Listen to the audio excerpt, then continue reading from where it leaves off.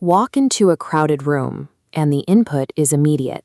The harsh lights, the overlapping voices, and the constant motion of the crowd settle on you like a physical weight, draining your energy before you've even said a word. This intense physical response to everyday environments is a biological reality for roughly 20% of the population. These are highly sensitive people, functioning with a nervous system that is permanently dialed up. Despite the biological basis, society often treats this sensitivity as a failure. From an early age, these individuals are shamed for their reactions and told to toughen up or develop a thicker skin by a culture that values stoicism over awareness. This dismissal forces millions of people to view their own biology as a defect. They spend their lives fighting their internal wiring rather than understanding how to manage it. To understand this experience, we have to look past ordinary empathy. Most people can feel sympathy for a friend's hardship or share in someone's joy without losing their own sense of self. An empath functions differently. They are super responders who lack the standard psychological filters most of us use to navigate the world. They don't just notice the emotions of others, they internalize them. Imagine a typical nervous system has a protective membrane that filters out external chaos.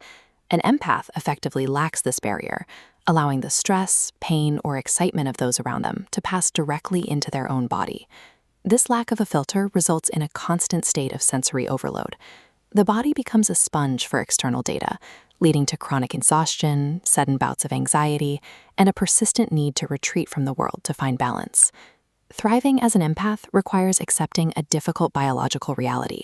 Your body is physically metabolizing the emotions and stress of everyone in your vicinity.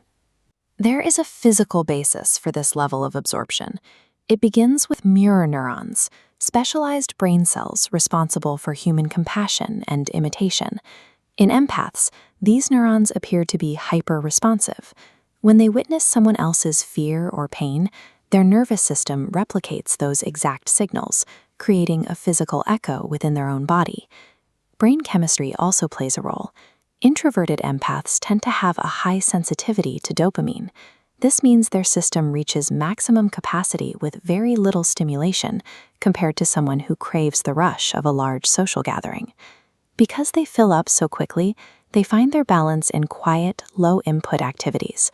Reading a book or spending time alone isn't just a preference, it's how they prevent their system from overflowing. These reactions are hardwired into the empath's biology.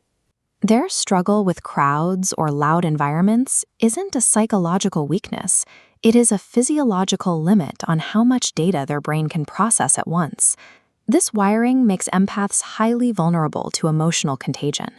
They catch the moods of a group as easily as a virus, often walking into a room feeling fine and leaving with a headache or a sudden sense of dread. At the far end of the spectrum is mirror touch synesthesia.